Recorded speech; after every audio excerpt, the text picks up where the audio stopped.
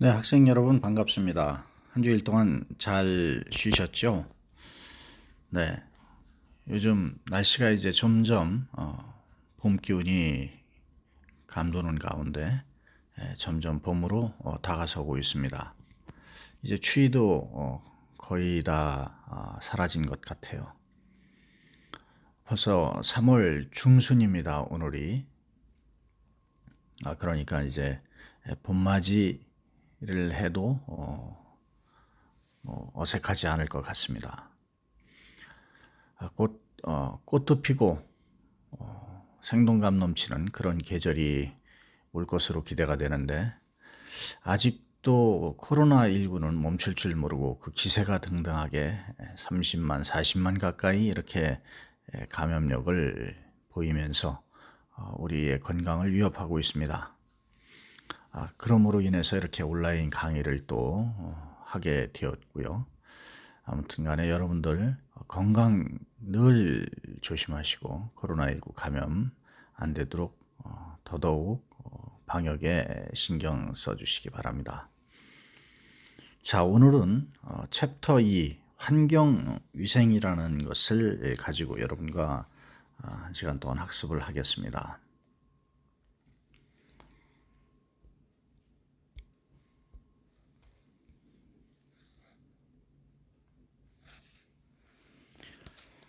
환경위생이란 무엇인지 한번 살펴볼게요. 제 두 번째 벌써 강의가 되는데, 이번 강의는 3주 동안 그 수강 기간을 여러분들께 드리겠습니다. 그리고 과제는 서술형하고 객관식으로 이렇게 준비를 했는데, 이것은 일주일 후까지 여러분 그 클래스룸에다가 업로드 해 주시면 됩니다. 메일로 보내지 마시고요. 자, 그건 나중에 또 설명을 드리기로 하고요. 먼저 페이지 60페이지 먼저 보겠습니다. 환경위생에는 환경위생학하고 종래의 그 위생학 이렇게 두 가지 부류로 나눠 놓을 수가 있는데, 먼저 환경위생이란 뭐냐 이걸 한번 살펴보도록 할게요.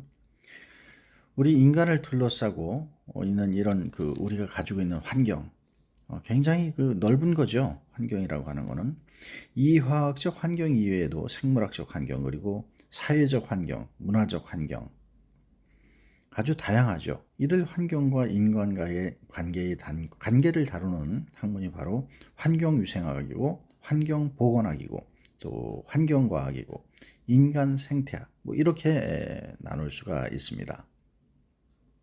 그래서 우리가 이 환경위생학을 살펴볼 건데, 이 환경위생학은 협의의 그 사회적 환경에 속하는 그 정치, 경제, 종교, 교육 이런 것들을 제외한 나머지 생활 환경의 여러 요인들과 인간 관계, 생활과의 관계를 규명하고 연구하는 학문이다. 이렇게 정의를 할 수가 있겠고요.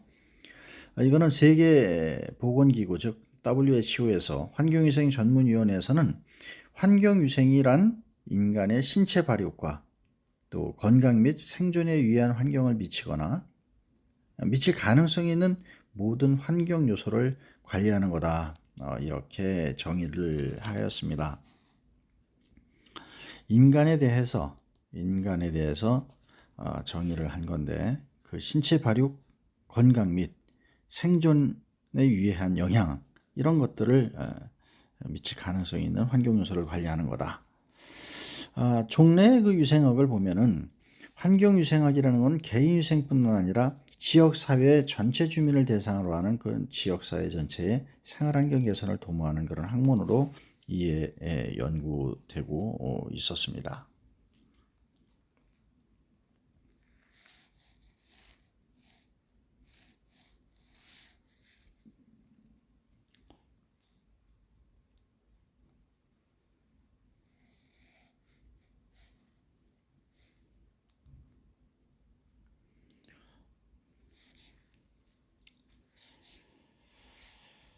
네. 다음은 이제 기후와 온열 요소인데요. 먼저 이제 기후라는 걸 한번 볼게요. 기후란 어떤 장소에서 매년 반복되는 정상 상태에 있는 대기 현상의 종합된 상태를 의미하는데, 바로 이제 기상이죠. 우리가 얘기할 때 기상. 이 기상, 대기 중에 일어나는 자연현상이죠. 뭐 맑고 구름 끼고 바람 불고 뭐 고기압, 저기압, 태풍 이런 것들이 일반적으로 대륙권 내에서 일어나는 자연현상을 뜻하는 일기의 평균 상태를 우리가 기후다, 기상이다 이렇게 얘기를 하는데, 기후를 구성하는 요소를 갖다가 기후 효소다 그렇게 얘기를 해요. 여기는 뭐 기온, 기습, 기류, 뭐 기압, 풍향, 풍속, 강우 뭐 이렇게 여러 개들이 있는데, 이 중에서 기온하고 또 기습, 습기죠. 그 다음에 기류, 바람의 흐름이죠. 이런 것을 기후의 3대 요소다 이렇게 얘기를 합니다. 또한 기후 요소에 영향을 미치어 기후의 변화를 일으키는 기후 인자로는 뭐 위도, 우리가 그 지구상에 그 위도가 있죠. 그 위도, 그 다음에 해발, 바다의 그 높이, 그 다음에 지형, 뭐 산의 고저, 또 고도, 높낮이, 그 다음에 뭐 수륙 분포, 해류 이런 것들을 우리가 기후 요소에 영향을 준다 이렇게 얘기할 수가 있습니다. 그래서 이제 먼저 기단을 살펴보면은 대기권 내에 형성되어 있는 물리학적으로 동일 성질을 가진 공기덩어리, 온기단과 냉기단으로 이렇게 구분을 하죠. 그리고 이제 기후와 건강을 보면 외부 환경의 변동이 장시간 계속되면 그 생리적인 적응을 거쳐서 내부 환경의 변화에 의해서 새로운 적응 한도가 성립되는 현상을 우리가 순화 현상이다 이렇게 표현을 합니다. 그래서 기단과 기후와 건강을 우리가 간단히 살펴봤고요. 다음을 보면 일광이라는 것을 우리가 또 살펴볼 필요가 있어요. 일광은 뭐 우리가 그 자외선을 얘기를 하는데, 물리적 특성과 생물학적 특성 이 두 가지를 한번 살펴보도록 하겠습니다. 태양 복사되는 그 에너지가 있는데 바로 그 일광이죠. 단파인 X선, 뭐 감마선, 우리가 흔히 얘기하는 X선 있죠. 방사선 얘기하죠. 그 다음에 이제 감마선이라는 게 있고, 또 장파인 그 라디오파에 이렇게 파장 범위가 넓지만 전체 그 99% 우리가 이 99%를 자외선과 가시광선 그리고 적외선 범위다 이렇게 표현을 합니다. 자, 그래서 물리적 특성을 보면은 자외선은 가시광선과 전리복사선 사이에 파장을 가진 전파로서 1000에서 2800 옴스트롬이라고 얘기하죠. 이 전자 원자외선, 그리고 2800에서 3200 사이를 중자외선, 그리고 3150에서 4000 사이의 근자외선, 이렇게 이제 분류를 할 수가 있습니다. 그 다음에 그 생물학적 특성을 보면 자외선은 피부 상층에서 흡수되고, 피부 상층이라면 두께 0.05 이렇게 밀리미터로 표현을 하는데, 또 강한 홍반작용을 일으킵니다. 그래서 우리가 들게 되면은 살이 뻘겋게 되죠. 그 다음에 홍반 현상에 의해서 색소 침착이 생기고, 그래서 까맣게 타기도 하고요. 심할 때는 부종이나 수포 현상, 이런 피부 박리 현상도 나타나게 되죠. 이런 그 생물학적 특성이 또 있습니다. 다음은 이제 가시광선인데요. 이 가시광선은 그 파장이 3800에서 7700 단위로서 망막을 자극하고 명암과 색채를 식별하게 하는 5000 옴스트롬에서 빛에서 가장 강하게 느낀다. 이렇게 우리가 설명을 할 수가 있겠고요. 조도가 낮거나 지나치게 강하면 시력 저하나 작업 능률이 저하되고 안구 진탕증. 그래서 이 가시광선은 망막을 자극하는 그런 광선이다. 이렇게 이해를 하시면 되겠습니다. 다음은 이제 적외선인데요. 적외선은 고열물체의 복사율을 운반하는 열선이다. 이렇게 보시면 돼요. 파장이 7,500 이상인 광선은 파장에 따라서 근적외선, 중적외선, 원적외선 이렇게 구분도 합니다.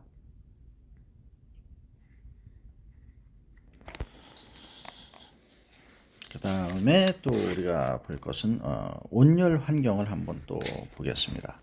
온열 환경은 인간은 항온 동물이라고 하죠. 항온 동물이다 이렇게 표현을 합니다.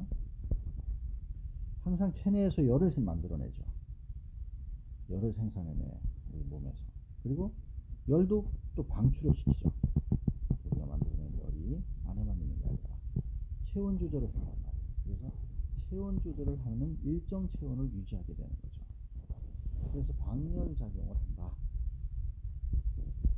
먼저 기온을 보면 기온의 측정은 수은 온도계나 알코올 온도계 이런 그 온도계를 이용해서 요즘은 좀 전기저항 온도계도 있고 보통은 이제 수은 온도계를 많이 사용하는데 이상 저온 상태에서는 또 알코올 온도계도 사용하고요. 기온과 복원을 보면은 지구상에서 최고 기온을 기록한 곳은 바로 리비아의 지지아레는 이런 곳인데 가장 낮은 곳은 시베리아의 베로얀스크로 이렇게 또 알려져 있고요. 지금 이제 기후 문제가 지금 굉장히 사회적인 세계적인 그런 이슈로 지금 등장하고 있기 때문에 환경 유생에 있어서 이 기후에 대해서는 우리가 또 잘 살펴볼 필요가 있습니다. 다음은 이제 기습입니다. 습도죠. 습도는 일정 온도의 그 공기 중에 수증기가 포함될 수 있는 정도를 그런 뜻하는 건데 포화습도, 그 다음에 절대습도, 또 상대습도, 포차 이런 것들이 있습니다. 그런 것들이 바로 기습에 해당되고 또 기습과 복원을 우리가 살펴보면은 기습은 낮에는 수분이 증발을 하고 기하열을 흡수해서 온도 상승을 억제하고 밤에는 이제 수증기가 응축되죠. 그래서 응축열을 발생해서 온도 하강을 또 억제해서 기후를 완화하는 그런 작용을 하는 것이 이제 기습이다. 이렇게 이제 보시면 되겠습니다. 다음은 기류예요. 기류는 바람이라는 거죠. 바람의 그 흐름, 기압의 차에 의해서 이제 바람이 형성이 되는데 기류의 강도를 풍속이라고 또 얘기를 하고 측정 단위로는 초당 미터로 이렇게 표시가 됩니다. 보건학적 의의를 보면은 실제로 기류는 우리 그 체열 방산과도 밀접하죠. 바람이 우리 체감 온도 이런 얘기들을 하는데 체온이 정상적으로 방산되지 않으면 불쾌해지고 심하면 또 우려까지도 생기고요. 이런 것을 우리가 민감하게 느낄 수가 있는 것입니다. 다음은 복사열입니다. 복사열은 빛과 같은 속도로 전파되는 그 전자파란 말이에요. 복사열이라는 거는. 그래서 열을 이동시키는 매개체가 이거는 필요가 없어요.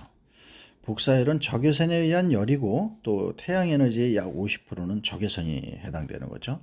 그래서 절대영도라고 있는데 이 절대영도 이상의 모든 물체의 표면에서 방출되므로 실제로 우리 주위에 언제나 항상 복사열을 내는 발사체가 있다.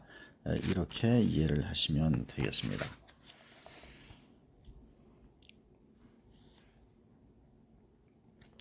온열 조건의 그 종합작용을 보면은 쾌감대, 감각온도, 불쾌지수, 기타 냉각력, 습구, 혹구 온도지수, 이렇게 카타 냉각력이에요. 이렇게 이제 구분을 할 수가 있는데 먼저 이제 그 온열 조건의 종합작용에 있어서 쾌감대를 한번 살펴보면은 무풍 안정 시에 보통 차기 상태에서 쾌감을 우리가 느낄 수 있는 영역은 보통 17 내지 18도라고 얘기를 해요. 17 내지 18도고 그 다음에 습도는 60에서 65%가 최적의 그런 그 쾌감대를 느낄 수 있는 상태다. 이렇게 우리가 이해를 하면 되겠고요. 두 번째로 이제 감각 온도는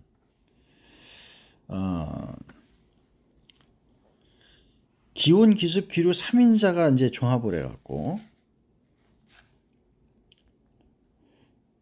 기온, 기습, 기류 이렇게 3인자가 종합을 해서 인체에 주는 온감을 말하는데 체감 온도라든가 뭐 유효 온도라든가 실효 온도 이런 것들이 우리가 이제 감각 온도다 이렇게 표현을 할 수가 있습니다. 기온 우리가 그래서 쾌적도다 이렇게 볼 수 있을 때 여름철 쾌감 온도는 우리가 18 내지 26도 여름 뭐 겨울 다 틀리겠죠. 여름에는 18 내지 26도가 최적 쾌감 온도고 겨울은 15.6에서 23도 네, 요 사이가 겨울철의 그 쾌감 온도다.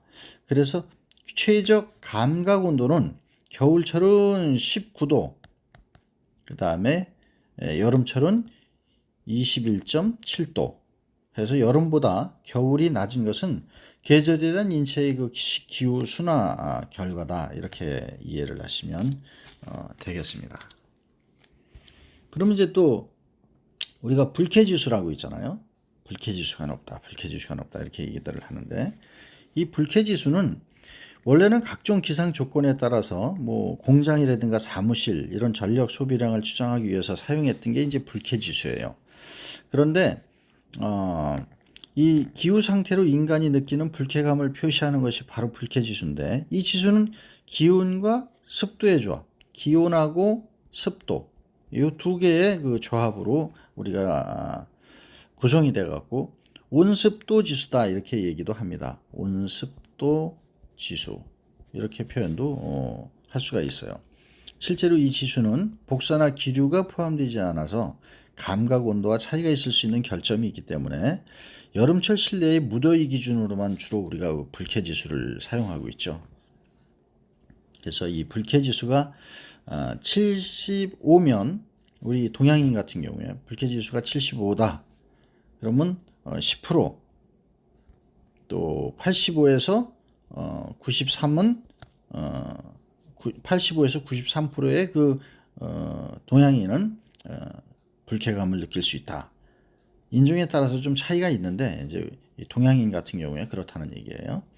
75 정도 됐을 때는 10% 정도가 느끼고 나머지 이제 90% 정도 되는 사람들은 85%에서 불쾌지수를 느낀다. 이렇게 보면 되겠습니다. 다음은 이제 카타 냉각력인데요. 이 카타 냉각력이라고 하는 것은 인체의 발열량은 기온과 기습이 낮고 기류가 클 때 증가된다 이거예요. 발열량이 우리가 체내로 발열시킬 때 기온과 기습이 이게 낮고 그 다음에 기류가 클 때 바람이 셀 때 이런 걸 얘기하죠. 이럴 때 증가가 된다. 체온 발열량이 증가가 된다. 또 기온, 기습, 기류 이 3인자가 종합해서 인체로부터 열을 빼앗아가는 힘을 그 공기가 가지고 있는 것이 바로 냉각력이다. 이렇게 표현을 합니다. 그래서 카타 온도계의 뜻인데요. 이 카타라는 게 다운의 뜻이거든요. 이 다운 내려가는 이 다운 이 뜻인데 이 카타 온도계는 일반 풍속계에는 측정이 곤란한 불감기류와 같은 미풍을 카타 냉각력을 이용해서 측정하도록 고안해낸 그런 거다 이렇게 참고적으로 알고 보시면 되겠습니다. 그래서 인체의 발열량과 같도록 고안한 그런 일종의 유리 온도계다. 그림을 보시면서 이렇게 참고를 하시면 될 것 같아요.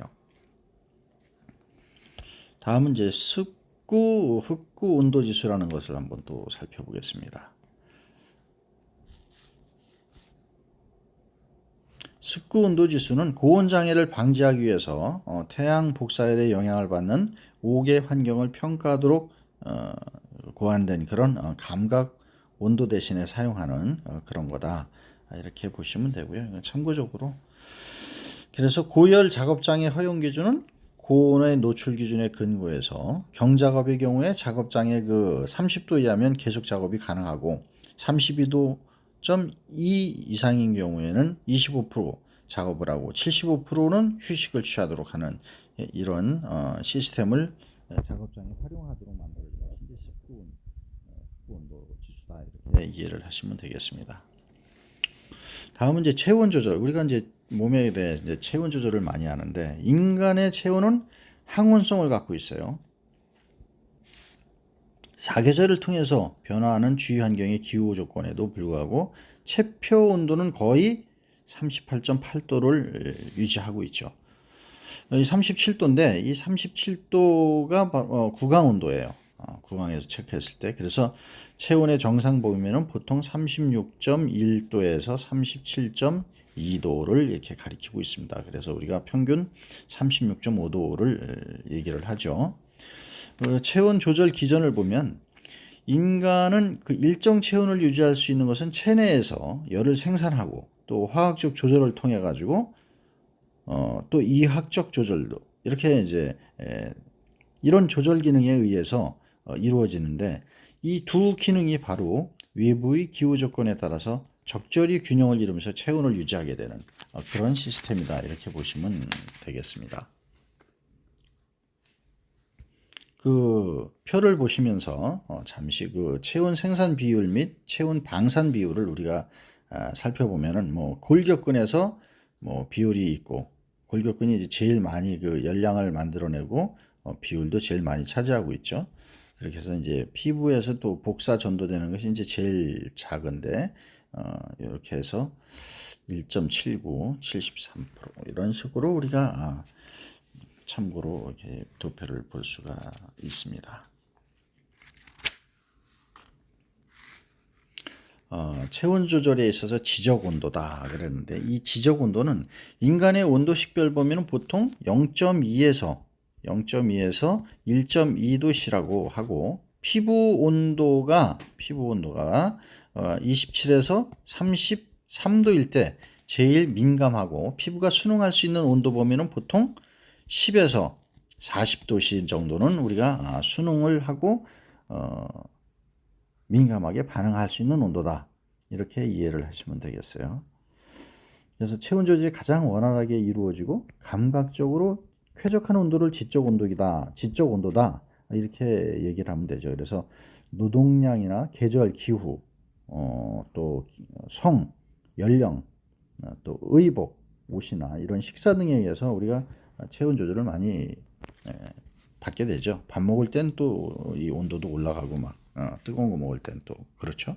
차가운 거 먹을 땐 좀 몸이 좀 식기도 하고 이런 것을 지적 온도다. 이렇게 우리가 살펴봤습니다. 다음은 공기에 대해서 한번 알아보겠습니다. 공기. 지구를 둘러싸고 있는 대기 하부층을 구성하고 있는 기체죠. 이 기체가 바로 공기인데 해발 10km 그 다음에 이 이내의 공기는 99% 정도가 우리가 잘 알고 있는 질소하고 산소로 이루어져 있습니다. 나머지 이제 1%는 화학 성분인데 건조 상태에서 대기권 내의 정상 공기의 화학적 구성을 보면은 바로 이 표하고 같아요. 산소, 질소, 아르곤 뭐 이런 식으로 우리가 이루어져 있고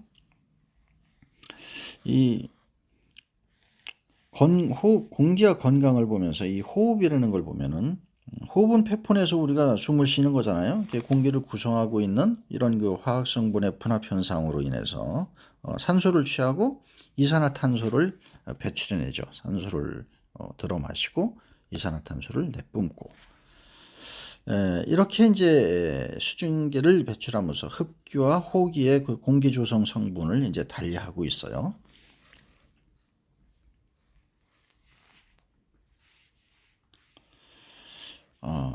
군집독과 공기의 자정작용에 대해서 또 살펴보면은 군집독이라고 하는 것은 그 밀폐된 실내에 다수인이 밀집되어 있을 때 발생하는 그런 걸 군집독이라고 얘기를 하고, 유해 작용을 일으킬 수 있는 인자는 취기, 온도, 습도, 기류, 연소가스, 공기이온 분진 등 뭐 이런 것들이 이제 가장 중요한 것은 이제 이런 걸 없애기 위해서는 바로 군집독을 없애기 위해서는 환기를 시키는 거. 그게 제일 중요한 거죠. 1756년이라 그래요. 캘커타 형무소에서 146명의 그 죄수 중에서 죄수가 있었는데 23명을 제외한 전원이 밤 사이에 감방에서 사망한 사건이 발생했었거든요. 이건 바로 밀집된 그런 군집독 속에서 산소 부족이나 이산화탄소의 과잉이 아니고 공기 이하학적 조건이 문제로 제기됐다, 이렇게 얘기를 해요. 그러니까 밀폐된 작은 방에 다수인이 장시간 있게 되면 불쾌감이나 건태감, 두통, 구토 이런 현기증이 일어나서 졸도를 하게 되고, 이런 것들이 바로 이제 군집독이다, 이렇게 이해를 하시면 되겠습니다.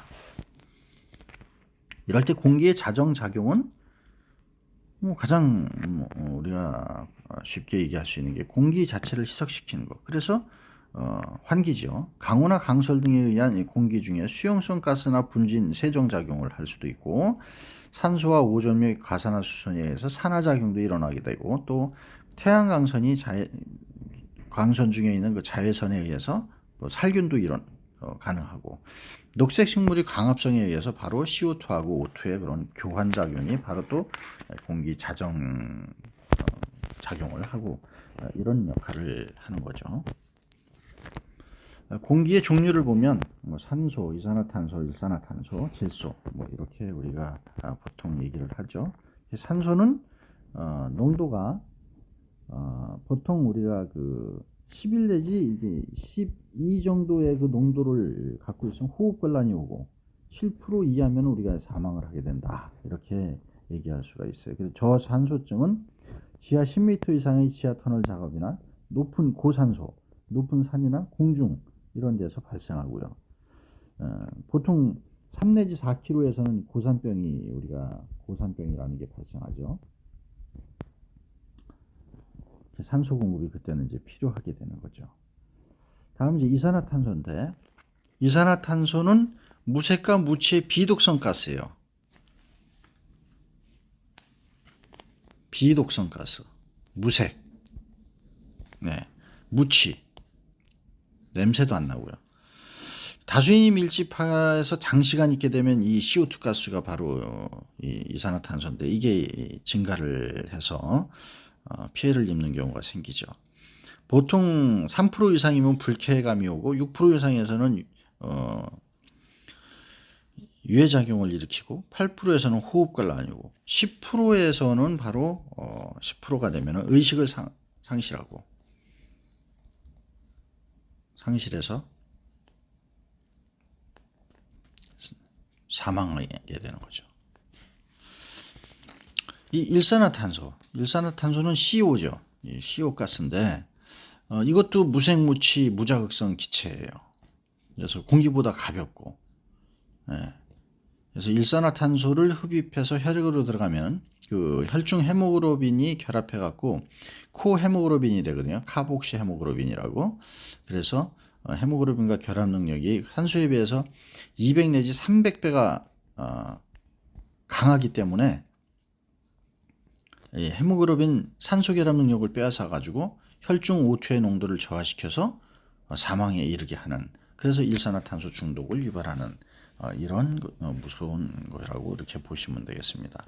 다음은 이제 질소인데, 공기의 약 78%를 차지하고 있다, 이렇게 알려져 있어요. 그래서 불활성 기체고 정상 기압에서는 인체에 직접적인 피해를 주지 않지만 고기압이나 감압 시에 영향을 줘요. 그래서 우리가 이제 잠수를 하게 되면 이 잠수병이라는 게 생기죠. 바로 이제 질소가 몸에 들어와서 생기는 거거든요. 그래서 또 고압 위에 이제 고압 상태로 갔을 때도 마찬가지고요. 이런 것들이 이제 모세혈관의 혈전 현상을 일으키게 해서 사망에 이르게 하는 이런 거라고 우리가 볼 수가 있겠습니다. 그래서 감압병 또는 잠한병, 이런 것들이 우리 중추신경 증상을 유발하는 것이다, 이렇게 보시면 되겠습니다. 다음은 상수라는 것에 대해서 한번 보죠. 물이에요. 물은 세포 원형질의 주성분이죠. 우리 몸의 70%가 이제 수분으로 되어 있잖아요. 그래서 성인은 65 중 40%가 세포 내에 있고 20%는 이제 조직 내에 있고 5%는 이제 혈액이다. 이렇게 존재하고 있다. 이렇게 이해를 하시면 되고, 물에 오염이 되면은 어떻게 되느냐? 수인성 질병의 감염원이 되고, 기생충 질병의 감염원이 되고, 유해 물질의 오염원이 되고, 수증 불수와 우식치를 나타내게 되고, 기타 생활 환경이 악화되고 활용 가능성 여부가 생기고 악취, 가스 등이 발생하고, 이 물이 우리에게 미치는 영향은 엄청 큰 거죠. 그래서 물에 병원 미생물이 함유되어 있을 때를 우리가 바로 오염이다. 또 유해 이화학 물질이 함유되어 있을 때를 오탁이다. 또 우리는 일반적으로 이런 것들을 갖다가 물의 오염이다 이렇게 이제 표현을 하는 거죠.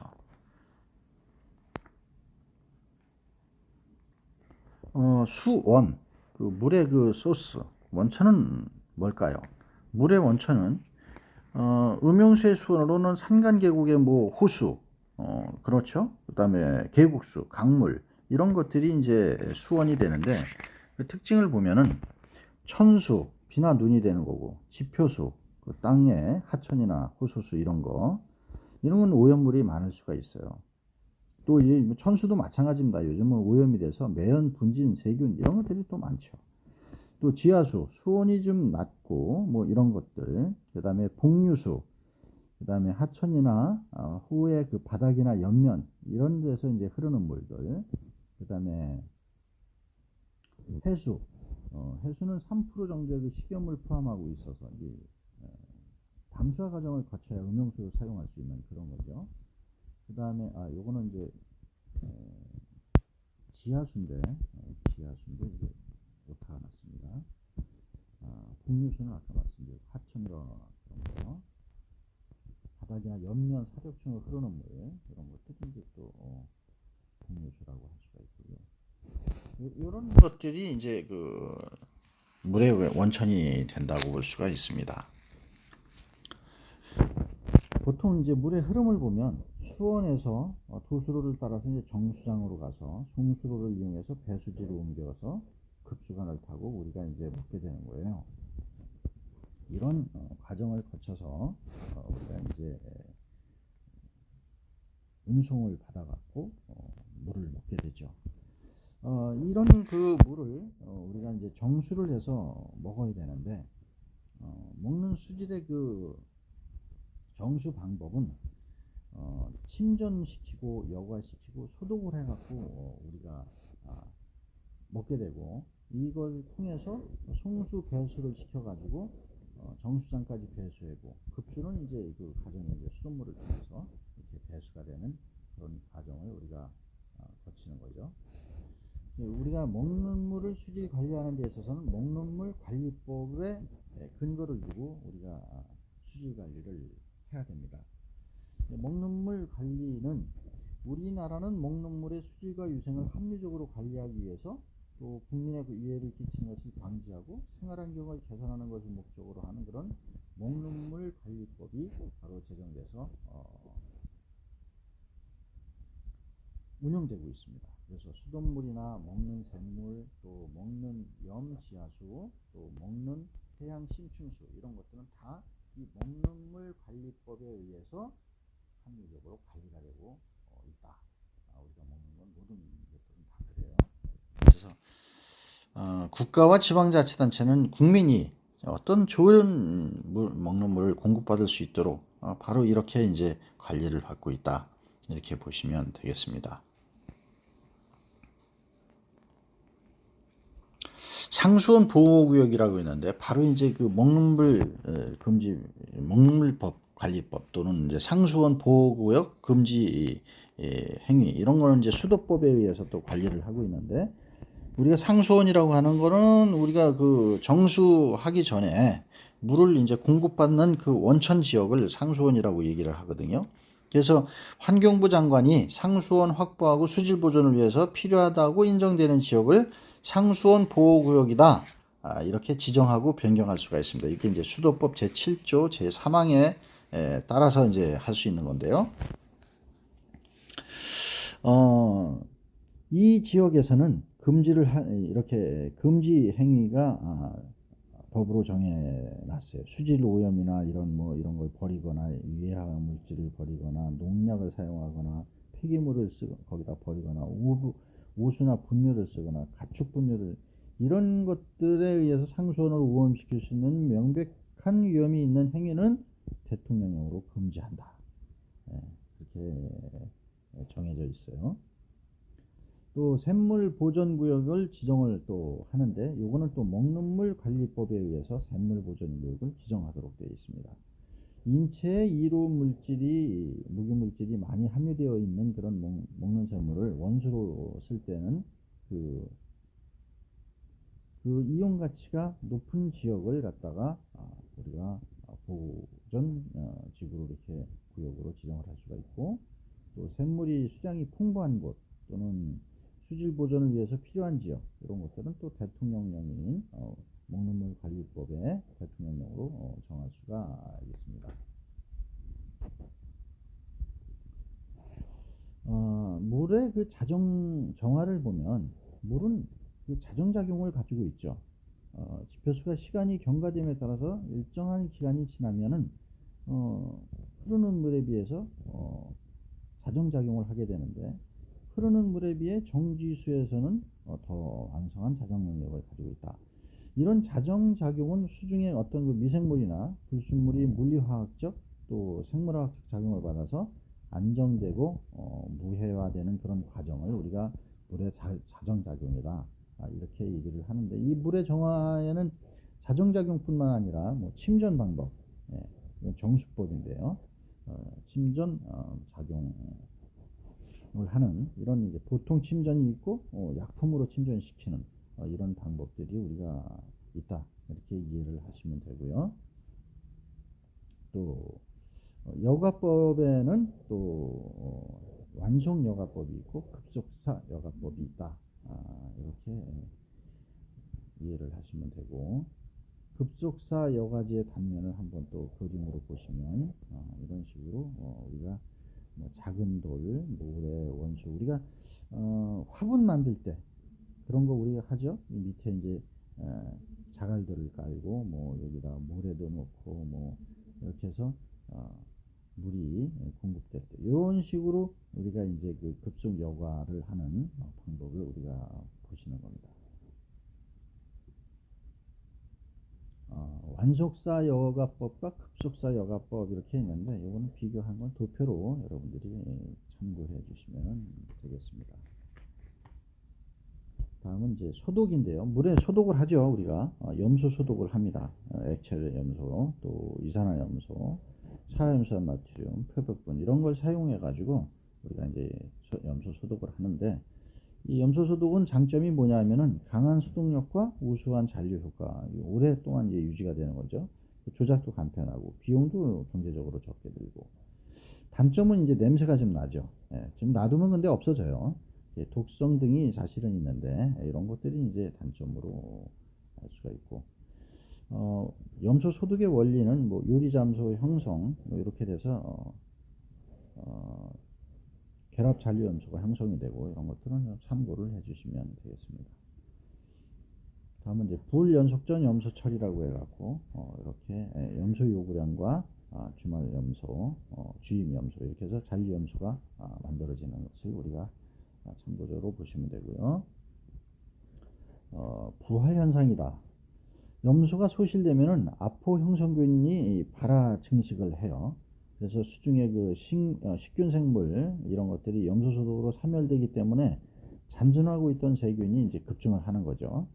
그래서 염소에 의해서 조류, 수중 생물 이런 것들이 사멸하면 이것이 잔존하고 있던 세균의 영향으로 돼서 세균이 급증해 버리는 이런 부활 현상을 우리가 또 알 수가 있습니다. 그래서 조류 제거법이라는 게 있는데, 조류 현상은 유수보다 정체수에서 더욱 빈번하게 나타나고 부영양후에서 잘 일어난다. 이렇게 볼 수가 있고요. 조류 제거에는 황산동이라는 것이 많이 쓰이고 그 밖에 염소 등을 사용하는데 황산동의 경우에는 조류의 종류에 따라 다르지만 0.6에서 1.2mg/리터 정도가 적당하다 이렇게 우리가 특수 정수법인데 이거 보실 수가 있습니다. 또 경수연화법이라고 있고요. 황산염의 형태로 수중에 많이 함유되는 경수, 또 일시경수는 끓여서 연화되는 거고 영구경수는 끓여도 연화되지 않는 물을 이렇게 영구경수다 이렇게 얘기를 하는데요. 경수연화법은 경수를 연수로 만들 때는 CA, 칼슘이나 마그네슘의 그 불용성 화합물을 만들어 갖고 침전시켜서 이를 금속이온을 제거시키는 원리를 이제 적용하고 최근에는 이온교환 수지법이라는 것을 이용해서 쓰기도 합니다.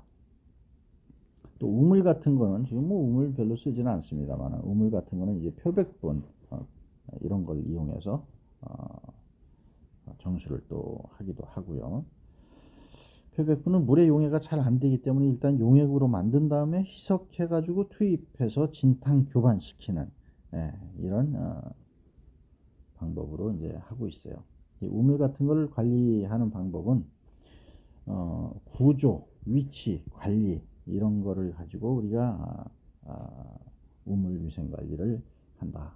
또 우물 위생 관리를 하기 위해서는 지표수를 일단 오염시키지 않아야 되고 또 우물 내 주변이나 배수로 불투성으로 해야 되고 뭐 이런 것들이 우물에는 또 지붕 뚜껑 이게 다 있어야 되고 또 우물 주변은 청결하고 배수가 잘 되도록 해야 되고 그렇죠? 예, 이런 것들을 우리가 참고로 할 수가 있겠습니다. 다음은 이제 수도죠. 우리가 이제 먹는 게 수도인데 이건 수도법에 따라서 우리가 이제 관리를 하고 그걸 먹는데 관로라고 있어요. 이제 수도관. 그 밖에 공작물을 사용해서 원수나 정수를 이제 공급하는 그런 시설의 전부를 말하는데 일반 수도가 있고 또 공업용 수도가 있고 뭐 농업용 수도도 있고요. 이렇게 이제 구분되어 있습니다. 수도 시설이다 라고 하면은 원수나 정수를 공급하기 위해서 취수, 저수, 도수, 정수, 송수, 배수시설, 급수설비 이런 것들을 다 이제 수도다 이렇게 정의를 하고 있고요. 보통 이제 원수가 있고 상수원이 있고 광역상수원, 정수를 해서 일반 수도로 가고 공원용 수도는 전용 수도를 따라서 전용 상수도를 따라서 소규모 급수시설로 이렇게 보내지고 또 중수도라고 있는데 중수도는 배수나 하수를 처리해 갖고 재생한 것을 청소, 화장실, 살수 등의 그 양질의 물로 필요하지 않는 그런 부분에 쓸 수 있는 상수도와는 다른 계통으로 공급하는 그런 수도 시설이죠. 그래서 뭐 큰 이제 호텔, 대형 호텔이나 백화점 뭐 이런 데에서는 폐수를 배출하는 공장은 중수도를 이걸 설치를 하도록 이렇게 또 우리가 법으로 정해놨죠.